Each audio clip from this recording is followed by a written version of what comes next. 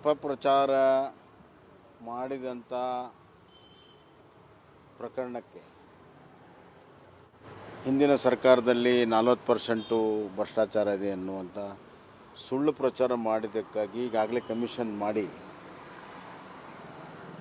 ಆ ಕಮಿಷನ್ನಲ್ಲಿ ಏನಿದೆ ಅನ್ನೋದನ್ನು ಬಹಿರಂಗಪಡಿಸ್ಬೇಕು. ನಂಬರ್ 1 ಒಂದು ಸತಿ ಕ್ಯಾಬಿನೆಟ್ಗೆ ಬಂದ ಮೇಲೆ ಸಾರ್ವಜನಿಕರಿಗೆ ಗೊತ್ತಾಗುವಂಥದ್ದು ಒಂದು ಸರ್ಕಾರದ ಒಂದು ಜವಾಬ್ದಾರಿ. ಯಾವುದೇ ವಿಚಾರವನ್ನು ಕದ್ದು ಮುಚ್ಚಿ ಯಾಕೆ ಮಾಡ್ತಾರೆ ಇವರು? ಜಾತಿ ಸೆನ್ಸಸ್ ಇರ್ಬೋದು ಅಥವಾ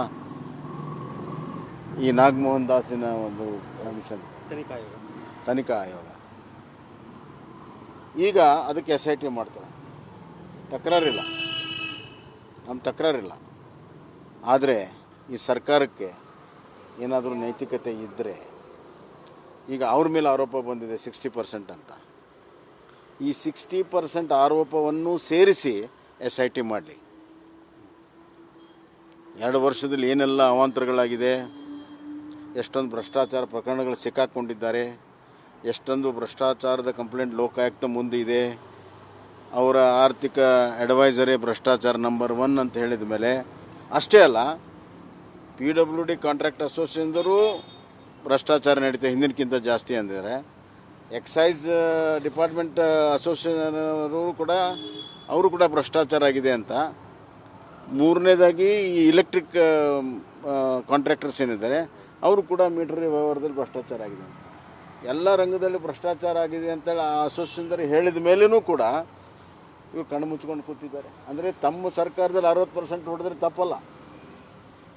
ಆದ್ದರಿಂದ SIT ಮಾಡುವಾಗ ಈ 2 ವರ್ಷದಲ್ಲಿ ನಡೆದಿರುವಂಥ ಹಲವಾರು ಪ್ರಕರಣಗಳನ್ನು ಸಮೇತವಾಗಿ ತನಿಖೆ ಆಗಬೇಕು. ಅವಾಗ ಸತ್ಯ ಹೊರಗೆ ಬರ್ತದೆ. ಸರಿ, ತನಿಖಾ ಆಯೋಗದ ವರದಿಯಲ್ಲಿ ಭಾಳ ಸ್ಪಷ್ಟವಾಗಿ ಹೇಳಿದ್ದಾರೆ, ಯಾವುದೇ ಸಾಕ್ಷ್ಯಗಳು ಇಲ್ಲ ಅಂತ ಹೇಳಿದ್ದಾರೆ. ಇಷ್ಟಾದರೂ ಕೂಡ ಈ ರೀತಿಯಾಗಿ ಮತ್ತೆ SIT ಮಾಡಿ ಎಲ್ಲಾದರೂ ನಾವು ಮಾಡಿದಾಗಲೇ ಹೇಳಿದ್ವಲ್ಲ, ಸುಳ್ಳು ಪ್ರಚಾರ ರಾಜಕೀಯ ದ್ವೇಷದಿಂದ ಆ ಸಂದರ್ಭದಲ್ಲಿ ಮಾಡಿರೋದಕ್ಕೆ ಈಗ ಹೆಂಗೆ ಸಾಕ್ಷಿ ಸಿಗೋಕ್ಕೆ ಸಾಧ್ಯ? ಅದಕ್ಕಾಗಿ ಆಯಿತು, ನಮಗೇನು ಭಯ ಇಲ್ಲ, ಮಾಡಿದ್ರಿಗೆ ಭಯ ಇರ್ತದೆ. ಈಗ 60% ಸೇರಿಸಿ SIT ಮಾಡಿ ಅಂತ ಹೇಳ್ತಾ ಇದ್ದೇವೆ, ನಾವೇನು ಬೇಡ ಅಂತೀವಿ. ಆರೋಪ ಮಾಡಿದಂಥ ಗುತ್ತಿಗೆದಾರರು ಕೂಡ ಸಾಕ್ಷಿಗಳನ್ನ ಕೊಟ್ಟಿಲ್ಲ ಇವತ್ತವರೆಗೂ, ಅವರು ಕೂಡ ಒದಗಿಸಿಲ್ಲ. ಸುಳ್ಳು ಆರೋಪ. ಈಗ ಅವ್ರು ಪಾಪ ಅವ್ರು ತೀರೋಗಿದ್ದಾರೆ. ಈಗ ಇವು ಸಚಿವರು, ಡೆಪ್ಯೂಟಿ CM ಅವರೆಲ್ಲ ಹೇಳ್ತಾರೆ ಲೋಕಾಯುಕ್ತ ಕಂಪ್ಲೇಂಟ್ ಕೊಡಿ, ಪೊಲೀಸ್ ಕಂಪ್ಲೇಂಟ್ ಕೊಡಿ ಅಂತ. ನಾನು ಆ ಗುತ್ತಿಗೆದಾರ ಕರೆದು ಹೇಳಿದೆ, ಲೋಕಾಯುಕ್ತ ಕಂಪ್ಲೇಂಟ್ ಕೊಡಿ, ಪೊಲೀಸ್ ಕಂಪ್ಲೇಂಟ್ ಕೊಡಿ, ಅಥವಾ ನಮ್ಮ ಕಂಪ್ಲೇಂಟ್ ಕೊಡಿ ಅಂತ ಹೇಳಿದ್ದು. ಕೊಟ್ಟಿಲ್ಲ, ಅವತ್ತೇ ಕೊಟ್ಟಿಲ್ಲ. ಎಲ್ಲಿಂದ ಬರುತ್ತೆ ಸರ್? ಈ ಬಾರಿ ಜ್ಯೇಷ್ಠತೆ ಆಧಾರದ ಮೇಲೆ ಅವರು LOCಗಳೇ ಕ್ಲಿಯರ್ ಮಾಡಿಲ್ಲ ಅಂತ, ಅದರಲ್ಲೂ ಅದೆಲ್ಲವೂ ಕೂಡ ಗೊತ್ತಿದೆ. ನಾನು ಭಾಳ ಅದರಲ್ಲಿ ವಿವರಕ್ಕೆ ಹೋಗೋಕ್ಕಾಗೋದಲ್ಲ. ಇಡೀ ವ್ಯವಸ್ಥೆ ಹದಗೆಟ್ಟು ಹೋಗ್ಬಿಟ್ಟಿದೆ. ಎಷ್ಟರ ಮಟ್ಟಿಗೆ ಅಂದರೆ ಟೆಂಡರ್ ಆಗಿರೋ ಕಾಂಟ್ರಾಕ್ಟರ್ಸ್ ಸುದ ಕೆಲಸ ಮಾಡ್ತಾ ಇಲ್ಲ ಈ ಹ್ಯಾರಾಸ್ಮೆಂಟಿಗೆ. ಇಷ್ಟೇ ಸಾಕ್ಷಿ. ಅದಲ್ಲದೆ ಈ ಜನಗಣತಿಯ ರಾಜಕಾರಣವನ್ನು ಈ ಸರ್ಕಾರ, ಮುಖ್ಯಮಂತ್ರಿಗಳು ಮಾಡ್ತಾಯಿದ್ದಾರೆ. ಮೊದಲನೇದಾಗಿ ಜನಗಣತಿ ಮಾಡಬೇಕನ್ನುವಂಥ ಉದ್ದೇಶ ಇದ್ದರೆ ಅದೇ ಜನಗಣತಿ ಆದೇಶವನ್ನು ಮಾಡಿ ಜನರಿಗೆ ತಿಳಿಸಿ, ಮನೆ ಮನೆಗೆ ಹೋಗಿ ಸರ್ವೆ ಮಾಡಿ, ನೀವು ಯಾವ ಜಾತಿ, ಏನು ಉಪಜಾತಿ ಇದೆಯೋ ಜನಗಣತಿಯಲ್ಲಿ, ಬರೀ ಜಾತಿ ಗಣದಂತೆನೋ ಉಪಜಾತಿ ಗಣದಂತೆನೋ, ಟರ್ಮ್ಸ್ ಆ್ಯಂಡ್ ಕಂಡೀಷನ್ ಏನೋ ಅವು ಯಾವ ಹೇಳ್ದೇ ನಾವು ಸಾಮಾಜಿಕ, ಆರ್ಥಿಕ, ಶೈಕ್ಷಣಿಕ, ಸೋಷೋ ಎಕನಾಮಿಕ್ ಸರ್ವೆ ಅಂತ ಹೇಳಿ ಅದರ ಜಾತಿಗಳನ್ನು ಬರ್ಕೊಂಡು ಬಂದಿದ್ದಾರೆ. ಅದು ಎಲ್ಲ ಕಡೆ ಸರ್ವೆ ಆಗಿಲ್ಲ, ಎಲ್ಲರ ಮನೆಗೆ ಹೋಗಿಲ್ಲ, ಅವೈಜ್ಞಾನಿಕವಾಗಿದೆ ಅಂತ ಕಂಪ್ಲೇಂಟ್ ಇದೆ. ಹಲವಾರು ಸಂಘ ಸಂಸ್ಥೆಗಳು ಕಂಪ್ಲೇಂಟ್ ಮಾಡಿದ್ದಾವೆ. ಇದರ ಮಧ್ಯೆ ಅಧ್ಯಕ್ಷರು ಕೊಟ್ಟಿರುವಂಥ ವರದಿಗೆ ಸೆಕ್ರೆಟರಿ ಸೈನ್ ಹಾಕಿಲ್ಲ, ಮೆಂಬರ್ಗಳು ಸೈನ್ ಹಾಕಿಲ್ಲ. ಅವೈಜ್ಞಾನಿಕ, ಅಪೂರ್ಣವಾಗಿರುವಂಥ ಒಂದು ವರದಿಗೆ ಡಾಟಾ ಕಲೆಕ್ಟ್ ಮಾಡಿದವರು ಒಬ್ಬರು, ಅದು ಕನ್ಕ್ಲೂಷನ್ ಮಾಡಿದವರು ಮತ್ತೊಬ್ಬ ಬಂದ ಅಧ್ಯಕ್ಷ, ಅವನಿಗೇನು ಸಂಬಂಧನೇ ಇಲ್ಲ. ಡಾಟಾ ಕಲೆಕ್ಟ್ ಮಾಡಿದನ್ನ ಬಿಟ್ಟು ಇವನು ಕನ್ಕ್ಲೂಷನ್ ಮಾಡಿದ್ದಾನೆ. ತೇಪೆ ಹಚ್ಚಿರುವಂಥ ಈ ವರದಿ ಅದೇನೇ ಇರಲಿ ಬಹಿರಂಗ ಆಗಬೇಕಲ್ಲ. ಯಾಕೆ ಬಹಿರಂಗ ಮಾಡ್ತಾ ಇಲ್ಲ? ಹಿಂದುಳ ವರ್ಗದವರು, ಬಡವರ ಬಗ್ಗೆ ನಿಮ್ಮ ಕಳಕಳಿ ಇದ್ದರೆ ಸ್ಪಷ್ಟವಾಗಿ ಬಹಿರಂಗ ಮಾಡಿ. ಮತ್ತು ಏನು ಕಾರ್ಯಕ್ರಮ ಮಾಡ್ತೀರ ಅವ್ರಿಗೆ ಹೇಳ್ರಿ. ಬರೀ ವರದಿ ಮಾಡಿ ಏನು ಮಾಡೋದು? ಎಲ್ಲಿದೆ ನಿಮಗೆ ದುಡ್ಡು? ಅದಕ್ಕಾಗಿ ಫಸ್ಟ್ ಆಫ್ ಆಲ್ ಒಂದು ಸ್ಪಷ್ಟವಾದಂಥ ಒಂದು ನೀತಿಯನ್ನು ಇಟ್ಕೊಂಡು ಇವತ್ತು ಸಾಮಾಜಿಕವಾಗಿರುವಂಥ ತುಳಿತಕ್ಕೊಳಪಟ್ಟರ ಮೇಲೆ ತರುವಂಥ ಸಾಮಾಜಿಕ ನ್ಯಾಯ ಕಾರ್ಯಕ್ರಮ ಕೊಡಬೇಕು. ಬರೀ ಭಾಷಣದಿಂದ ಹೊಟ್ಟೆ ತುಂಬಲ್ಲ. ಮುಖ್ಯಮಂತ್ರಿಗಳು ಈ ಒಂದು ವರದಿಯನ್ನು ಇಟ್ಕೊಂಡು ಸುಮಾರು 3-4 ವರ್ಷ ಆಯ್ತು ಮಾತಾಡ್ತಾ ಇದ್ದಾರೆ. ಮೊನ್ನೆ ಕ್ಯಾಬಿನೆಟಲ್ಲಿ ನಾವು ಚರ್ಚೆ ಮಾಡ್ತೇವೆ ಅಂದರು, ಅದು ಮಾಡಲಿಲ್ಲ. ಮುಂದಿನ ಕ್ಯಾಬಿನೆಟ್ ಮಾಡ್ತಾರೆ, ಮತ್ತು ಅದಕ್ಕೊಂದು ಕ್ಯಾಬಿನೆಟ್ ಉಪಸಮಿತಿ ಮಾಡ್ತಾರೆ ಅಷ್ಟೇ. If there is no commitment there will be committees. ಎಲ್ಲಿ ಕಮಿಟ್ಮೆಂಟ್ ಇಲ್ಲ ಅಲ್ಲಿ ಕಮಿಟಿ ಬರ್ತದೆ, ಕಮಿಟಿ ಮೇಲೆ ಕಮಿಟಿ, ಅಷ್ಟೇ ಈ ಸರ್ಕಾರ. Thank you. ಸುಳ್ಳು ಅಪಪ್ರಚಾರ ಮಾಡಿದಂಥ ಪ್ರಕರಣಕ್ಕೆ ಹಿಂದಿನ ಸರ್ಕಾರದಲ್ಲಿ 40% ಭ್ರಷ್ಟಾಚಾರ ಇದೆ ಅನ್ನುವಂಥ ಸುಳ್ಳು ಪ್ರಚಾರ ಮಾಡಿದ್ದಕ್ಕಾಗಿ ಈಗಾಗಲೇ ಕಮಿಷನ್ ಮಾಡಿ ಆ ಕಮಿಷನ್ನಲ್ಲಿ ಏನಿದೆ ಅನ್ನೋದನ್ನು ಬಹಿರಂಗಪಡಿಸ್ಬೇಕು. ನಂಬರ್ 1. ಒಂದು ಸತಿ ಕ್ಯಾಬಿನೆಟಿಗೆ ಬಂದ ಮೇಲೆ ಸಾರ್ವಜನಿಕರಿಗೆ ಗೊತ್ತಾಗುವಂಥದ್ದು ಒಂದು ಸರ್ಕಾರದ ಒಂದು ಜವಾಬ್ದಾರಿ. ಯಾವುದೇ ವಿಚಾರವನ್ನು ಕದ್ದು ಮುಚ್ಚಿ ಯಾಕೆ ಮಾಡ್ತಾರೆ ಇವರು? ಜಾತಿ ಸೆನ್ಸಸ್ ಇರ್ಬೋದು ಅಥವಾ ಈ ನಾಗಮೋಹನ್ ದಾಸಿನ ಒಂದು ಕಮಿಷನ್ ತನಿಖಾ ಆಯೋಗ, ಈಗ ಅದಕ್ಕೆ SIT ಮಾಡ್ತಾರೆ. ತಕರಾರಿಲ್ಲ, ನಮ್ಮ ತಕರಾರಿಲ್ಲ. ಆದರೆ ಈ ಸರ್ಕಾರಕ್ಕೆ ಏನಾದರೂ ನೈತಿಕತೆ ಇದ್ದರೆ, ಈಗ ಅವ್ರ ಮೇಲೆ ಆರೋಪ ಬಂದಿದೆ 60% ಅಂತ, ಈ 60% ಆರೋಪವನ್ನು ಸೇರಿಸಿ SIT ಮಾಡಲಿ.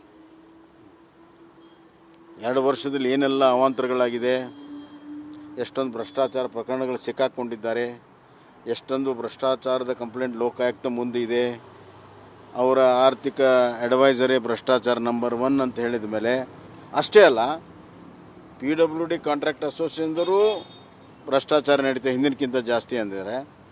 ಎಕ್ಸೈಸ್ ಡಿಪಾರ್ಟ್ಮೆಂಟ್ ಅಸೋಸಿಯೇಷನ್ ಅವರು ಕೂಡ ಭ್ರಷ್ಟಾಚಾರ ಆಗಿದೆ ಅಂತ. 3ನೇದಾಗಿ ಈ ಎಲೆಕ್ಟ್ರಿಕ್ ಕಾಂಟ್ರಾಕ್ಟರ್ಸ್ ಏನಿದ್ದಾರೆ ಅವರು ಕೂಡ ಮೀಟರ್ ವ್ಯವಹಾರದಲ್ಲಿ ಭ್ರಷ್ಟಾಚಾರ ಆಗಿದೆ ಅಂತ. ಎಲ್ಲ ರಂಗದಲ್ಲಿ ಭ್ರಷ್ಟಾಚಾರ ಆಗಿದೆ ಅಂತೇಳಿ ಆ ಅಸೋಸಿಯೇಷನ್ದವರು ಹೇಳಿದ ಮೇಲೂ ಕೂಡ ಇವರು ಕಣ್ಣು ಮುಚ್ಕೊಂಡು ಕೂತಿದ್ದಾರೆ. ಅಂದರೆ ತಮ್ಮ ಸರ್ಕಾರದಲ್ಲಿ 60% ಹೊಡೆದ್ರೆ ತಪ್ಪಲ್ಲ.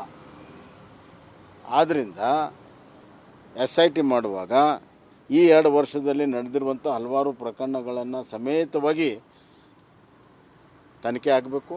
ಅವಾಗ ಸತ್ಯ ಹೊರಗೆ ಬರ್ತದೆ. ಸರಿ, ತನಿಖಾ ಆಯೋಗದ ವರದಿಯಲ್ಲಿ ಬಹಳ ಸ್ಪಷ್ಟವಾಗಿ ಹೇಳಿದ್ದಾರೆ, ಯಾವುದೇ ಸಾಕ್ಷ್ಯಗಳು ಇಲ್ಲ ಅಂತ ಹೇಳಿದ್ದಾರೆ. ಇಷ್ಟಾದರೂ ಕೂಡ ಈ ರೀತಿಯಾಗಿ ಮತ್ತೆ SIT ಮಾಡಿ ಎಲ್ಲಾದರೂ ನಾವು ಮಾಡಿದಾಗಲೇ ಹೇಳಿದ್ವಲ್ಲ, ಸುಳ್ಳು ಪ್ರಚಾರ ರಾಜಕೀಯ ದ್ವೇಷದಿಂದ ಆ ಸಂದರ್ಭದಲ್ಲಿ ಮಾಡಿರೋದಕ್ಕೆ ಈಗ ಹೆಂಗೆ ಸಾಕ್ಷಿ ಸಿಗೋಕ್ಕೆ ಸಾಧ್ಯ?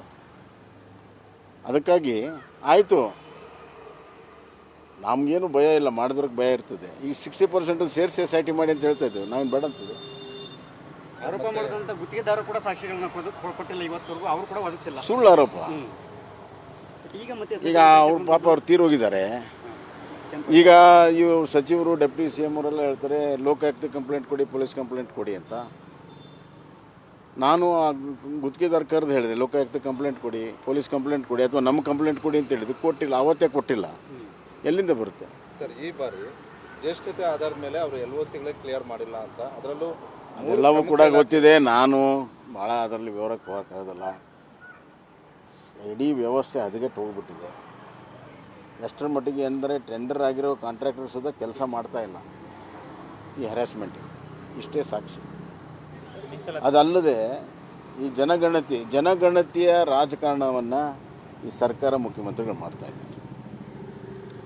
ಮೊದಲನೇದಾಗಿ ಜನಗಣತಿ ಮಾಡಬೇಕನ್ನುವಂಥ ಉದ್ದೇಶ ಇದ್ದರೆ ಅದೇ ಜನಗಣತಿ ಆದೇಶವನ್ನು ಮಾಡಿ ಜನರಿಗೆ ತಿಳಿಸಿ, ಮನೆ ಮನೆಗೆ ಹೋಗಿ ಸರ್ವೆ ಮಾಡಿ, ನೀವು ಯಾವ ಜಾತಿ, ಏನು ಉಪಜಾತಿ ಇದೆಯೋ ಜನಗಣತಿಯಲ್ಲಿ, ಬರೀ ಜಾತಿ ಗಣದಂತೆನೋ ಉಪಜಾತಿ ಗಣದಂತೆನೋ, ಟರ್ಮ್ಸ್ ಆ್ಯಂಡ್ ಕಂಡೀಷನ್ ಏನೋ ಅವು ಯಾವ ಹೇಳ್ದೇ ನಾವು ಸಾಮಾಜಿಕ, ಆರ್ಥಿಕ, ಶೈಕ್ಷಣಿಕ, ಸೋಷೋ ಎಕನಾಮಿಕ್ ಸರ್ವೆ ಅಂತ ಹೇಳಿ ಅದರ ಜಾತಿಗಳನ್ನು ಬರ್ಕೊಂಡು ಬಂದಿದ್ದಾರೆ. ಅದು ಎಲ್ಲ ಕಡೆ ಸರ್ವೆ ಆಗಿಲ್ಲ, ಎಲ್ಲರ ಮನೆಗೆ ಹೋಗಿಲ್ಲ, ಅವೈಜ್ಞಾನಿಕವಾಗಿದೆ ಅಂತ ಕಂಪ್ಲೇಂಟ್ ಇದೆ. ಹಲವಾರು ಸಂಘ ಸಂಸ್ಥೆಗಳು ಕಂಪ್ಲೇಂಟ್ ಮಾಡಿದ್ದಾವೆ. ಇದರ ಮಧ್ಯೆ ಅಧ್ಯಕ್ಷರು ಕೊಟ್ಟಿರುವಂಥ ವರದಿಗೆ ಸೆಕ್ರೆಟರಿ ಸೈನ್ ಹಾಕಿಲ್ಲ, ಮೆಂಬರ್ಗಳು ಸೈನ್ ಹಾಕಿಲ್ಲ. ಅವೈಜ್ಞಾನಿಕ ಅಪೂರ್ಣವಾಗಿರುವಂಥ ಒಂದು ವರದಿಗೆ ಡಾಟಾ ಕಲೆಕ್ಟ್ ಮಾಡಿದವರು ಒಬ್ಬರು, ಅದು ಕನ್ಕ್ಲೂಷನ್ ಮಾಡಿದವರು ಮತ್ತೊಬ್ಬ ಬಂದ ಅಧ್ಯಕ್ಷ, ಅವನಿಗೇನು ಸಂಬಂಧನೇ ಇಲ್ಲ. ಡಾಟಾ ಕಲೆಕ್ಟ್ ಮಾಡೋದನ್ನ ಬಿಟ್ಟು ಇವನು ಕನ್ಕ್ಲೂಷನ್ ಮಾಡಿದ್ದಾನೆ.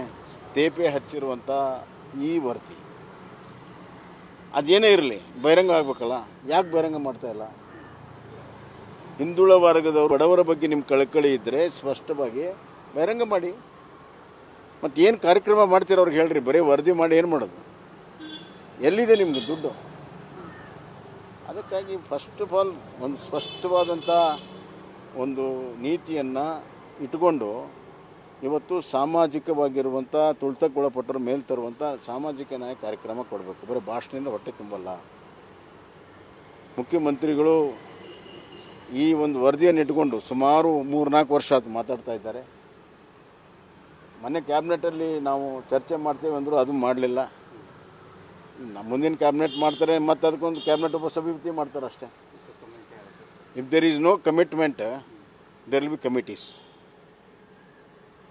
ಎಲ್ಲಿ ಕಮಿಟ್ಮೆಂಟ್ ಇಲ್ಲ ಅಲ್ಲಿ ಕಮಿಟಿ ಬರ್ತದೆ, ಕಮಿಟಿ ಮೇಲೆ ಕಮಿಟಿ ಅಷ್ಟೇ ಸರ್ಕಾರ. Thank you sir.